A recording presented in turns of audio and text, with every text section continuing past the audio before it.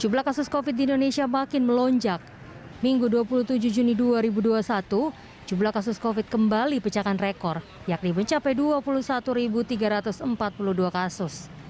Sebelumnya kenaikan angka kasus COVID tinggi juga terjadi selama beberapa hari terakhir. Dimulai pada hari Rabu 23 Juni 2021, di mana kasus COVID tembus 15.308 kasus. Kemudian pada Kamis 24 Juni 2021, terjadi juga lonjakan kasus, yakni mencapai 20.574 kasus. Lalu pada Sabtu 26 Juni 2021, kasus COVID juga naik mencapai 21.095 kasus. Saat ini total kasus positif COVID di Indonesia mencapai 2.115.304 kasus. Kondisi ini harus menjadikan semua pihak semakin ketat menjalankan protokol kesehatan. Kenaikan kasus tidak terlepas saat momen Lebaran karena adanya peningkatan mobilitas pada saat sebelum pengetatan mudik dan sesudahnya. Ditambah protokol kesehatan yang sudah longgar dan juga ada varian baru makin mempercepat laju penularan. Pemerintah telah mengambil kebijakan dalam menghadapi lonjakan kasus virus COVID-19 usai masa libur panjang. Kebijakan yang diambil oleh pemerintah adalah melakukan pengetatan pemberlakuan pembatasan kegiatan masyarakat atau PPKM Mikro. Pengetatan tersebut akan dilakukan pada periode 22 Juni hingga 5 Juli 2021. Tim Liputan Berita 1.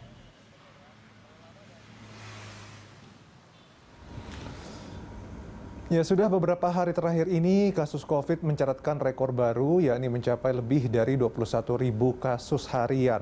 Lonjakan kasus ini pastinya berdampak pada ketersediaan tempat tidur di sejumlah rumah sakit rujukan COVID maupun tempat isolasi yang disediakan pemerintah.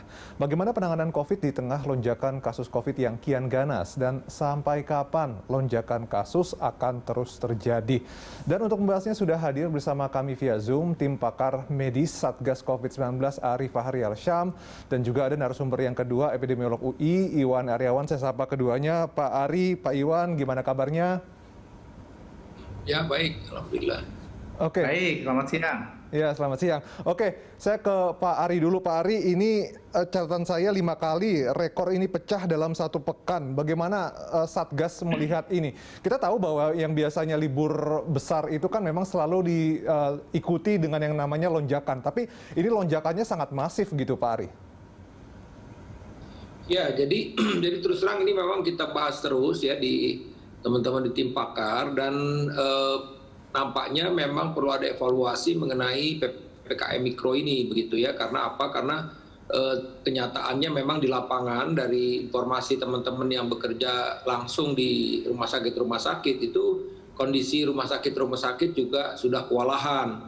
Apalagi dengan jatuhnya korban dalam arti kata yang terkonfirmasi positif ini para tenaga kesehatan. Dan juga kan di beberapa kota ya, termasuk juga di Jakarta ya, di Kudus misalnya, juga di beberapa tempat, dan juga bahkan yang di Kerawang itu, di Bandung juga memang sudah terindikasi adanya varian Delta. Jadi ini yang artinya harus menjadi perhatian buat kita semua begitu ya, bahwa memang kita bukan menghadapi virus yang sebelumnya, tapi ini virus baru, varian baru yang berkembang secara cepat dan mudah. Oleh karena itu memang kita harus semua bekerja sama.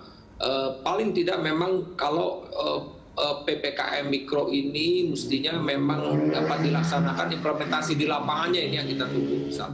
Tapi di satu sisi memang kami juga memberikan masukan-masukan, tampaknya memang harus ada evaluasi lebih lanjut dari pemerintah mengenai kondisi saat ini. Oke, Pak Ari, ini apa yang dibicarakan sebetulnya dengan teman-teman di Satgas begitu? Karena tampaknya kalau dari perkataan Anda sepertinya memang PPKM Mikro ini tidak begitu efektif dan mungkin harus diperketat lagi begitu, seperti mungkin fase-fase awal dulu. Ya, artinya kan begini, kami ini kan tetap orang independen ya, artinya kami orang luar yang dimintakan pendapatnya mengenai kondisi-kondisi yang terjadi di lapangan gitu ya. Ya, dengan berbagai hal lah, dengan masalah obat, masalah perjalanan penyakit dan yang lain-lain begitu. Ya tentu apa yang kami berikan adalah sebatas usulan-usulan begitu ya. Ya itu tadi ini pun juga sudah dimaklumi bahwa memang situasi demikian.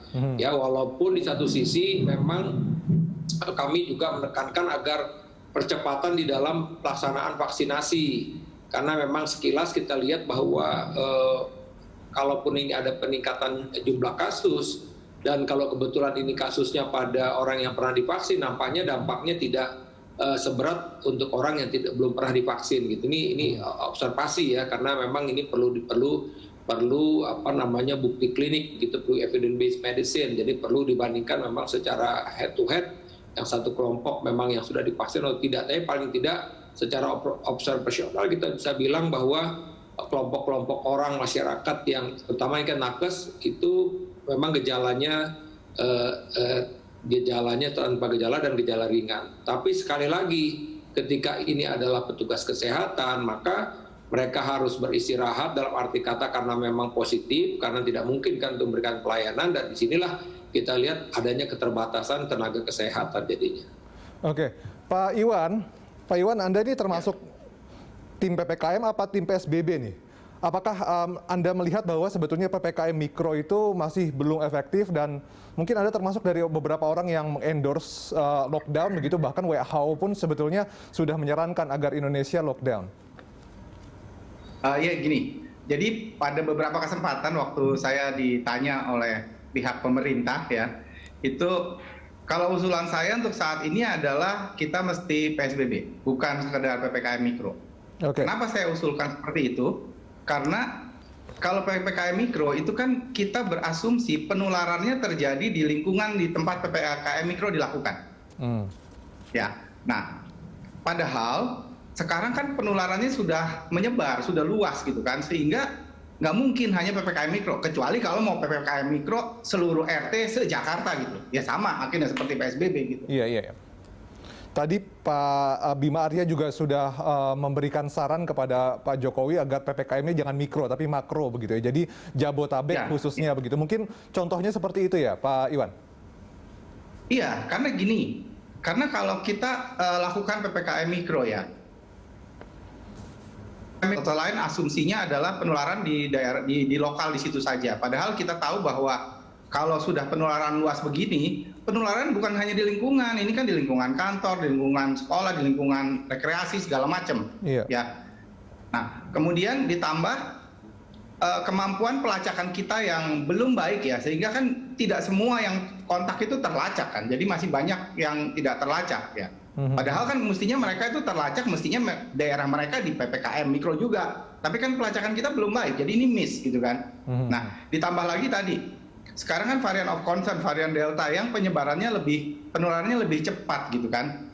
Bukan seperti yang dulu itu mesti kontak erat. Ini kan kontaknya lebih sebentar pun dia sudah menular. Jadi menurut saya sih saat ini harusnya PSBB gitu kan. Nanti kalau sudah lebih terkendali bisa dialihkan ke PPKM Mikro gitu. Oke. Dan tadi menariknya adalah Anda sebetulnya sempat ditanya oleh pemerintah dan Anda jawab PSBB. Lalu respons dari pemerintah seperti apa? Ya sama, saya kan sama seperti Prof. Ari. Ya. Kami ini kan dari universitas akademisi independen kan. Kami kan ditanya pendapat, memberikan pendapat sesuai dengan keilmuan kami. Setelah itu kan keputusan politis kan tergantung pemerintah gitu kan. Kami kan nggak tahu lagi proses pengambilan keputusannya secara politis apa yang diambil gitu. Tapi waktu ditanya, saya dan beberapa teman epidemiolog menyarankan ya PSBB sebetulnya saat ini. Betul. Dan Pak Ari, ini kan kalau kita perhatikan juga mungkin Anda juga lihatlah di berita-berita begitu ya, tempat penanganan baik itu rumah sakit atau tempat isolasi mandiri atau Wisma Atlet misalnya itu sudah hampir penuh begitu. Kalau misalnya ini terus-terusan melonjak maka bisa jadi kolaps begitu ya rumah sakit dan sebagainya begitu. Ini apa kemudian yang harus dilakukan pemerintah? Terus-menerus menambah jumlah bed atau bagaimana? Ya, di satu sisi memang betul ya. Jadi artinya pemantauan kami di lapangan di rumah sakit ya, misalnya rumah sakit vertikal itu memang Kementerian Kesehatan meminta kepada rumah sakit vertikal untuk meningkatkan kapasitas. Misalnya ada yang IGD itu dijadikan ruang ICU karena memang kebutuhan ruang ICU meningkat. Kemudian juga untuk pasien baru IGD itu disiapkan tenda-tenda di depan. Jadi terus terang memang pemerintah dalam hal ini rumah sakit vertikal diarahkan demikian.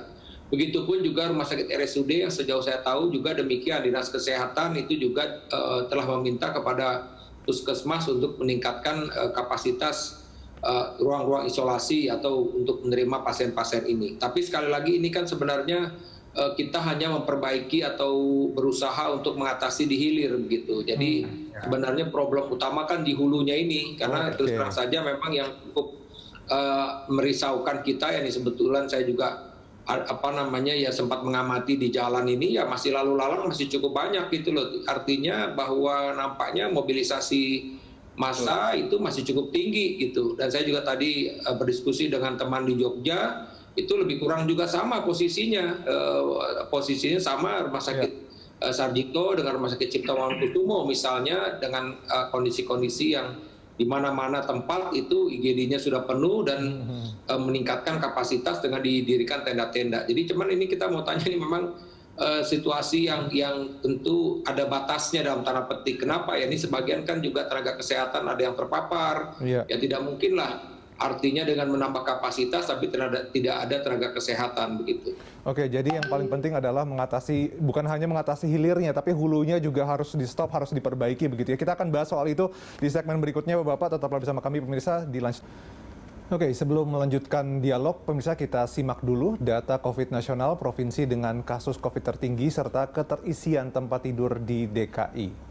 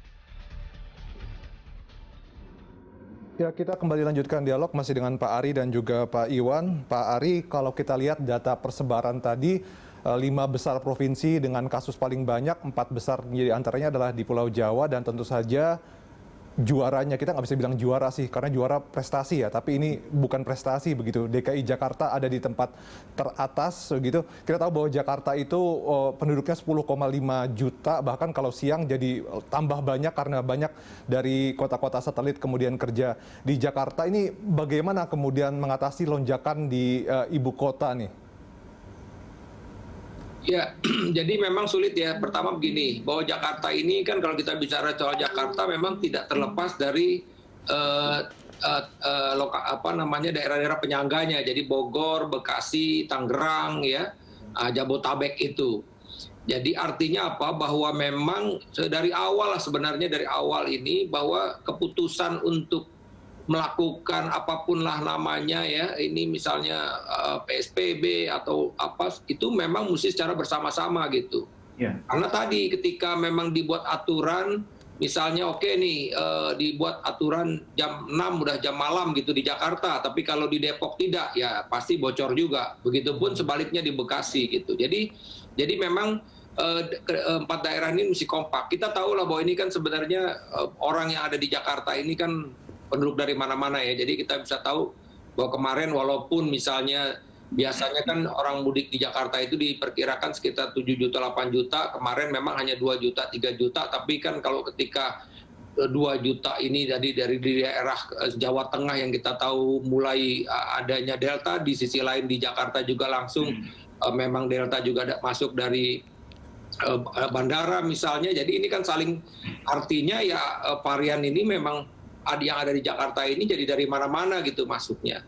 Nah kalau kita lihat memang satu sisi di Jakarta itu kelebihannya dalam tanda petik, mohon maaf, kelebihan untuk mengidentifikasi atau kita bilang untuk surveillance-nya lebih bagus. Kenapa? Karena memang didukung oleh lab-lab swasta, kemudian juga rumah sakit swasta yang bisa melakukan PCR.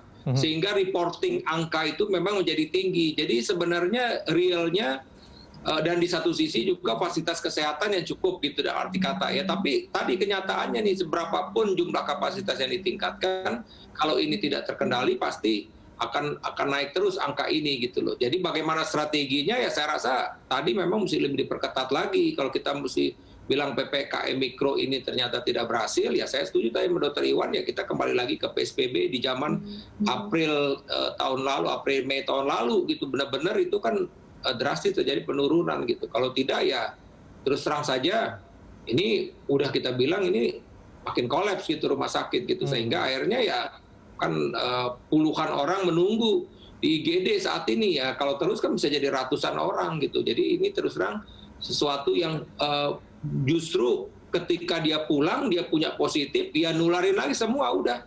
Gitu loh. Ini hal-hal yang memang harus diantisipasi benar ya, dan nampaknya juga hari ini juga ada rapat lagi di jam 2 ini. Saya juga nggak tahu ini bagaimana arahan dari pimpinan ya, tapi tetap posisi kami sebagai pakar seperti tadi Dr. Iwan sampaikan, backup ya kita menyampaikan apa adanya ada di lapangan, ya tentu keputusan adalah di tangan pimpinan gitu.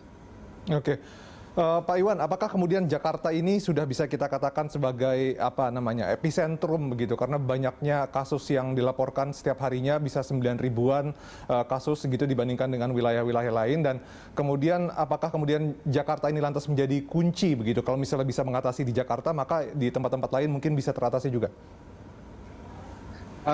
Iya, kalau lihat selama ini kan memang penyumbang kasus terbesar itu Jakarta ya. Ya itu sebetulnya nggak aneh karena di Jakarta itu kan penduduknya padat, kemudian kumpulan orang, pergerakan orang itu kan masif di Jakarta ya. Dan kita juga sudah lihat dari tahun lalu gitu, semakin banyak orang berkumpul, semakin banyak pergerakan orang, itu kasusnya naik. Begitu ada PSBB, kasusnya turun drastis. Itu kelihatan efeknya gitu kan.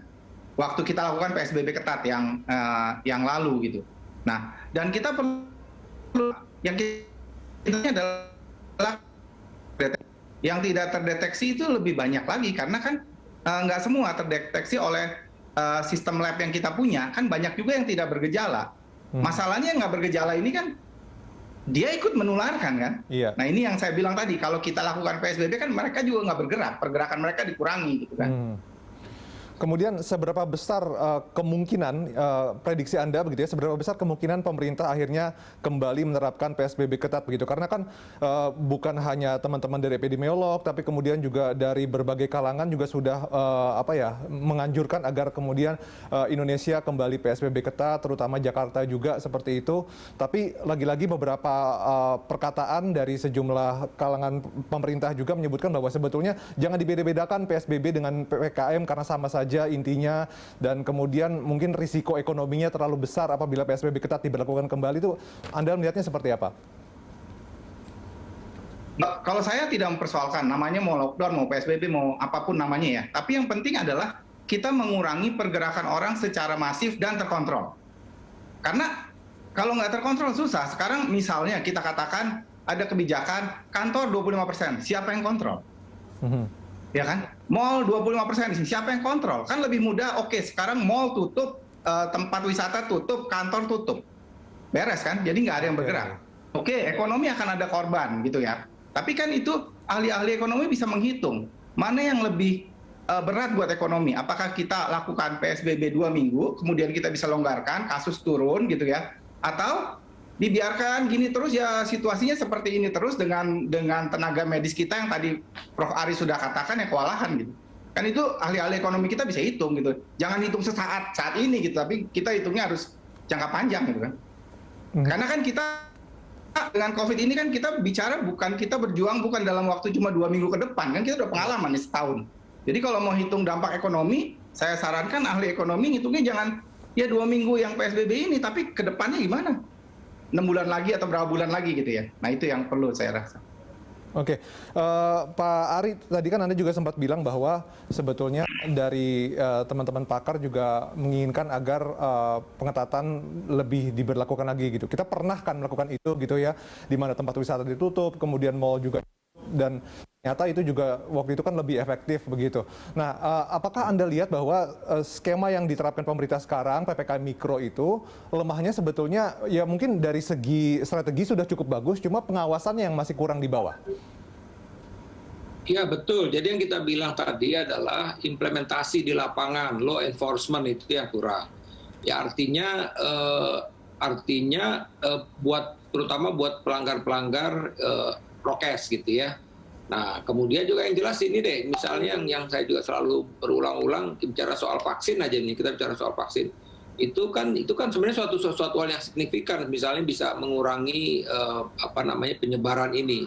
Tapi pada kenyataannya ada juga orang-orang yang menolak vaksin tapi penerapan dendanya itu tidak diterapkan gitu misalnya. Jadi ini yang memang yang bermasalah di kita ya, artinya implementasi di lapangan gitu.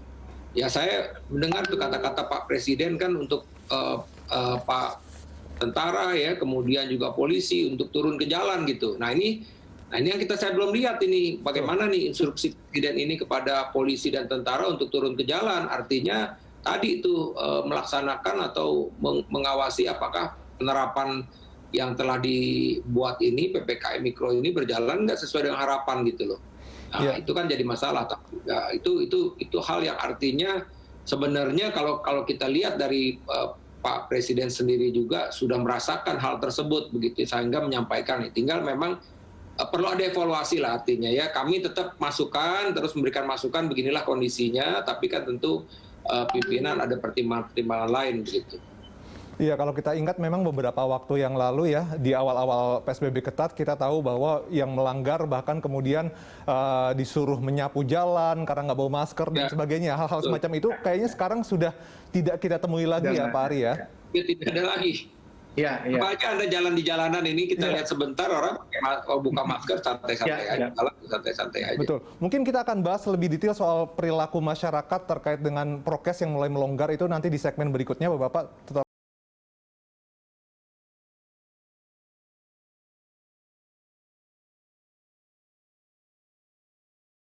kawasan memang itu mutlak perlu ya. Tapi kemudian kesadaran dari masyarakat ini juga tampaknya sudah mulai jauh berkurang begitu, bahkan kalau kita lewat di jalan-jalan bukan hanya di kampung-kampung tapi bahkan di perkotaan pun yang tidak memakai masker juga masih banyak, bahkan mungkin pakai maskernya sekedar syarat aja dinyantol di dagu aja begitu, padahal itu nggak menutupi apa-apa begitu ya. Itu sesuatu yang kita lihat sehari-hari begitu. Apa yang bisa Anda lihat dari ini Pak Ari? Apakah memang masyarakat masih belum sepenuhnya percaya atau masyarakat sudah lelah atau bagaimana? Ya, jadi sebenarnya begini ya, kalau kita bicara soal perubahan perilaku, itu memang pengetahuan ini ya, pertama pengetahuan ya, kemudian sikap ya, kemudian apakah dia melaksanakan itu atau tidak. Jadi ada di satu sisi sebenarnya mereka mungkin udah tahu bahwa ini berbahaya, tapi mungkin mereka tidak memahami sebenarnya seberapa bahayanya gitu loh, karena mungkin tidak merasakan. Saya ada satu cerita misalnya. Ada anggota keluarga yang pasien misalnya kebetulan dia sudah pernah kena, itu biasanya keluarga yang terdekatnya itu akan benar-benar artinya kapok lah istilahnya begitu. Nah ini jadi saya pernah sampaikan ada misalnya satu kebetulan tahu gitu ya, dia ada kebetulan ada kegiatan keagamaan nggak pakai masker, ya saya bilang kenapa kok Anda ada fotonya nggak pakai masker? Ya kebetulan di tempat kami nggak ada kasusnya. Nah seperti itu tuh. Jadi masalahnya tadi itu pengetahuan yang sedikit-sedikit ini, ya ini memang menjadi masalah. Kebetulan kita punya suatu riset multi center di beberapa negara, kita juga terlibat membandingkan antara kelompok tenaga kesehatan dengan non kesehatan. Nah ternyata memang kebiasaan pakai masker dan segala macam itu buat tenaga kesehatan itu memang budayanya mereka sehari-hari gitu loh. Nggak mungkin saya kalau memang mau membersihkan luka atau mungkin kita ini mesti pakai masker, mau tindakan mesti pakai masker, itu otomatis. Kemudian saya selesai dari pasien udah biasa cuci tangan gitu. Nah ini kan kita pengetahuan, kita udah tahu kalau kita tidak lakukan ini akan beresiko buat saya dan pasien berikutnya. Nah, ini yang artinya penerapan ini yang tidak terjadi pada masyarakat. Ini memang salah satu hal kenapa kok ini. Nah, oleh karena itulah saya bilang tadi perlu adanya law enforcement. Iya. Ya artinya kan kalau untuk tenaga kesehatan, dokter, ya mereka itu udah tahu resikonya dalam tanda petik begitu. Kalau buat masyarakat, ya denda aja udah gitu loh. Kan seperti juga kayak kita misalnya, ya sama lah ini selalu mungkin diulang-ulang terus ya. Misalnya bagaimana orang Indonesia kalau di Singapura dia buang sampah nggak sembarangan karena dia tahu didenda. Tapi ketika dia balik ke Indonesia buang sampah lagi sembarangan gitu, karena dia tidak memahami pengetahuannya bagaimana kalau dia buang sampah itu apa dampaknya gitu loh. Nah, itu yang saya rasa PR kita sebenarnya di masyarakat kita ini, karena kita bicara soal budaya. Kalau makanya bicara soal di Jepang aja, mereka udah budaya dari dulu tuh mereka udah pakai masker ya kan. Karena apa tadi? Karena di kereta, karena tadi dia bisa tertular atau menularkan orang lain. Jadi iya, edukasi, sosialisasi dilakukan, tapi kemudian mungkin yang memang harus perlu adalah law enforcement. Saya ke Pak Iwan. Pak Iwan, ini saya pakai analogi dulu untuk pertanyaan ini begitu ya. Kan sekarang lagi musim Piala Eropa nih Pak. Kalau nonton bola begitu ya, itu kan kita bisa lihat ya stadionnya udah penuh begitu ya. Stadionnya sudah, masyarakatnya sudah nonton bola tanpa pakai masker dan sebagainya begitu.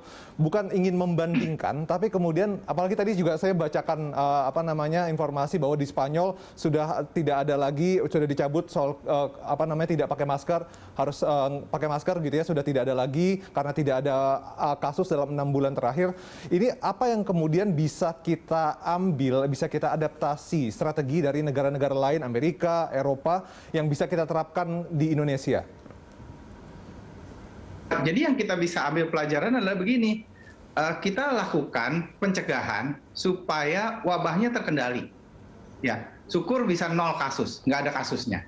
Sehingga kalau kita bisa, wabahnya bisa terkendali, kasusnya bisa 0, kita bisa hidup lebih nyaman.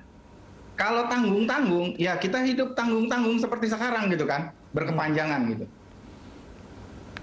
Oke, jadi saya punya pertanyaan terakhir, ini saya ingin Bapak berdua menjawabnya. Ini sebetulnya saya simpan pertanyaan terakhir karena pertanyaannya sangat mahal dan mungkin orang sangat ingin tahu gitu. $1 million question, kapan lonjakan kasus COVID ini akan segera berakhir? Dari Pak Iwan dulu, baru kemudian nanti saya ke Pak Ari. Nah gini, itu adalah pertanyaan yang sulit dijawab, betul. Oke, berarti memang karena mahal gini, ya Pak?